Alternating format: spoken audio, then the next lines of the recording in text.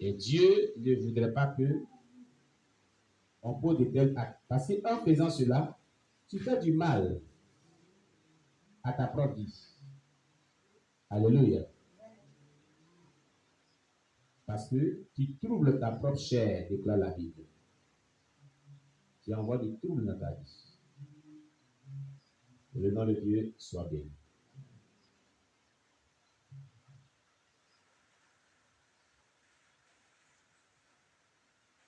Nous continuons toujours.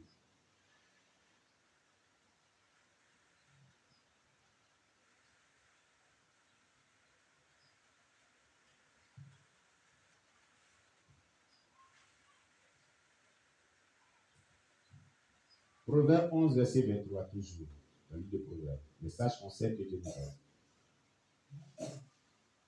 Proverbe chapitre 11, le verset 23. Aujourd'hui, Dieu dit, il va nous donner des sages conseils. Alléluia. Nous parcourons des sages conseils avec Dieu. Proverbe chapitre 11, verset 23. Le désir des justes, c'est seulement le bien. L'attente des méchants, c'est la fureur. Le désir des justes, rien que le bien. C'est que le juste désir, il n'y a pas quelque chose de mauvais qui passe dans son esprit. Non. Il est le mal. Il est ce qui est mauvais. Ce qui lui désire seulement, c'est de faire que du bien, du bien, du bien, du bien, rien que du bien. Voilà l'un des signes principaux, signes qui attestent que quelqu'un est un vrai enfant de Dieu. Il ne désire que le bien. Il ne désire pas le mal. Quoi qu'on lui fasse du mal, lui ne désire que le bien. C'est ce qui prouve qu'il est vraiment un enfant de Dieu. Le désir du juste, rien que le bien. Rien que le bien. Écoute très bien. C'est qui Dieu appelle le juste? C'est le vrai chrétien. N'est-ce pas? Est-ce que quelqu'un sait que c'est le vrai chrétien que Dieu appelle le juste? De la Bible. Ce sont les vrais chrétiens que Dieu appelle les justes. La Bible, les justes hériteront le royaume des cieux. C'est les faux chrétiens qui vont hériter le royaume des cieux. Ce sont les païens qui vont hériter le royaume des cieux. Alors, quand Dieu parle du juste, il veut parler du vrai chrétien. Amen. Parce que ce sont les justes qui hériteront le royaume des cieux. Ceux qui hériteront le royaume des cieux sont les vrais. Ils sont les vrais enfants de Dieu aussi. Les païens n'hériteront pas le royaume des cieux. Les mauvais chrétiens n'hériteront pas le royaume des cieux. Les faux chrétiens n'hériteront pas le royaume des cieux. Donc, quand Dieu parle du juste, il veut parler du vrai chrétien. Donc, le vrai chrétien, le désir de son cœur là, c'est rien que le bien. Je ne sais pas s'il me fait comprendre ce matin. Alléluia. Quelqu'un me comprend bien ce matin. Si tu dis que tu es un vrai chrétien, que tu as des mauvaises pensées, que tu poses des mauvais actes, c'est quand même dommage que tu te disqualifies des vrais chrétiens. Toi-même, tu t'amènes dans le lot des vrais chrétiens, de par ton attitude. Maranatha! On acclame le Seigneur Jésus. Le désir des justes, rien que le bien. Rien que le bien. C'est le désir des justes. Les hommes droits, les hommes justes sont des chrétiens véritables. Il y a des faux chrétiens, mais il y a des chrétiens véritables. Les véritables chrétiens, tout ce que leur cœur désire, c'est de faire du bien. Rien que du bien. Voilà. Voilà les signes qui attestent que quelqu'un est un vrai converti à Jésus-Christ, né de nouveau, il cherche le ciel. Quand on lui fait du mal, lui, il prône le bien. Il prône le bien. Il prône le bien. Il cherche toujours à faire du bien, par des voies et moyens pour faire du bien. On l'humilie, il fait du bien. On fait quoi que ce soit, il fait du bien. On va prendre un exemple de la vie. De quelqu'un, malgré tout ce qu'on lui avait fait, lui, il faisait le bien. On va prendre quelqu'un de la vie. Alléluia. Alléluia. Les déclarations d'une personne de la Bible. Très important. Amen. Prends 1 Corinthiens chapitre 4.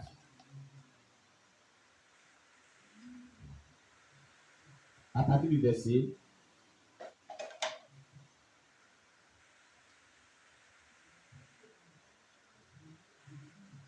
1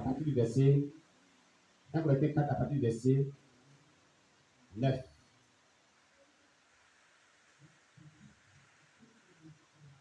Au verset 14. 1 Corinthiens 4, verset 9 à 14. Voici quelqu'un, quoi qu'on lui faisait, il faisait du bien seulement.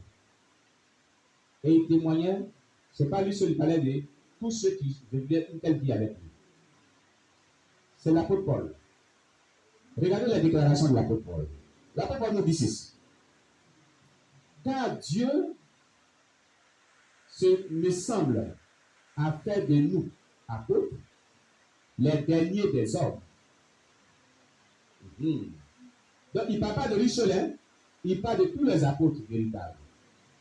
Il dit, car Dieu, me semble, a fait de nous, apôtres, les derniers des hommes, des condamnés à mort, en quelque sorte, puisque nous avons été en spectacle au monde, aux anges et aux hommes.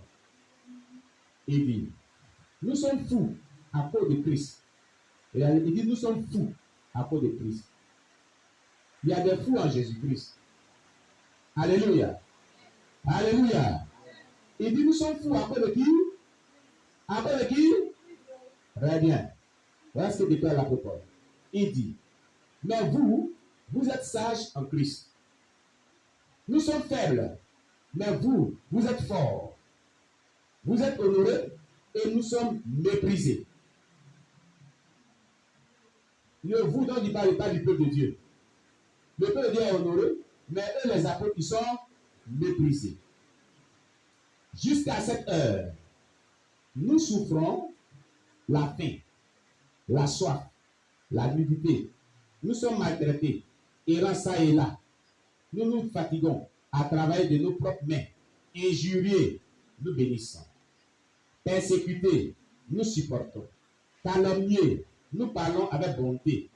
Nous sommes devenus comme les balayures du monde, le rebut de tous. Jusqu'à maintenant, ce n'est pas pour vous faire honte que j'écris ces choses, mais je vous avertis comme mes enfants bien-aimés. Vous l'avez vu. Regardez les propos de l'apôtre Paul concernant tous les apôtres. Injuriés, ils bénissent le nom du Seigneur. Vous voyez? Maltraités,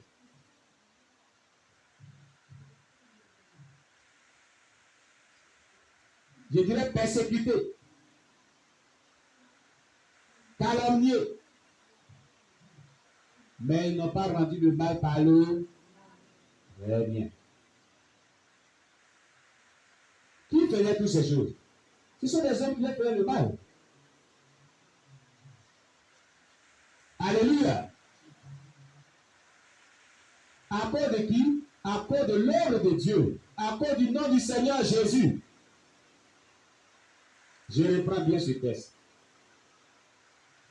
Il dit à partir du verset, je vais prendre à partir du verset 10. Nous sommes fous à cause de Christ.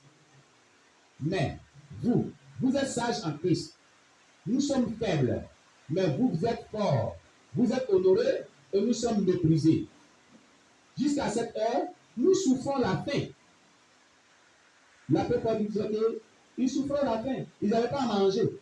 Quand quelqu'un a faim, il souffre de la faim, là, il a mangé. Il a de quoi manger? Est-ce qu'il a de quoi manger? L'apôtre Paul a souffert de la faim. Il n'avait pas de quoi manger. Lui et puis tous les apôtres qui étaient avec eux là, ils n'avaient pas de quoi manger. La soif, à peine même ils gagnaient de l'eau pour boire. La nudité, c'est-à-dire qu'ils n'avaient pas beaucoup, ils n'avaient pas les vêtements comme on l'a aujourd'hui. Nous sommes maltraités. Maltraités. Les serviteurs, les premiers serviteurs de Dieu étaient maltraités. Les apôtres étaient maltraités. Maltraités.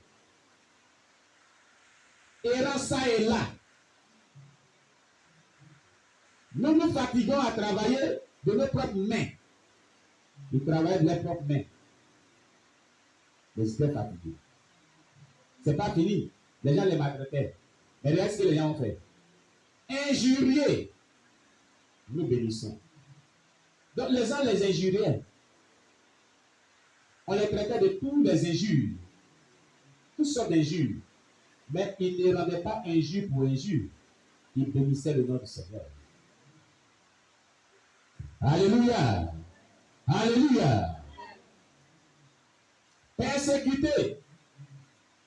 On les persécutait. Nous supportons. Ils ont supporté la persécution.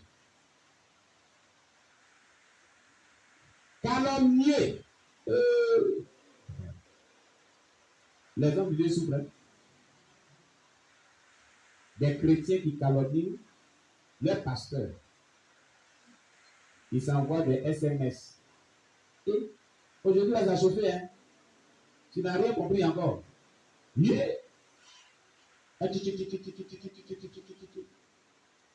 Comme les oiseaux de 4 heures du matin.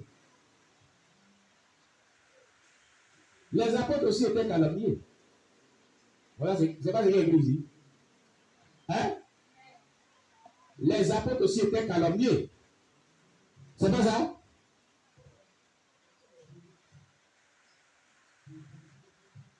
On n'entend pas bien? La pluie. Ah, d'accord.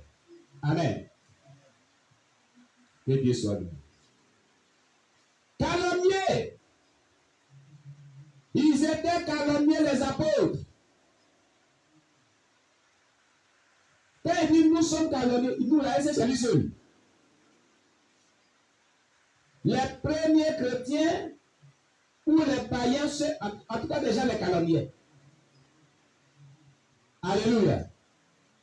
Mais la même chose se passe aujourd'hui. Il y a des gens qui calomnient les pasteurs. Il y a des gens qui maltraitent les pasteurs. Il y a des gens qui persécutent les pasteurs. Ils n'ont pas la crainte de Dieu.